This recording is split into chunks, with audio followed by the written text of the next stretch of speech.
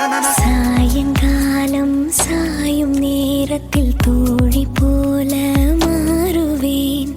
சோர்ந்து நீயும் தூங்கும் நேரத்தில் தாயை போல தாங்குவேன். வேறு பூமி வேறு வானம் தேடியே நாம் போகலாம்.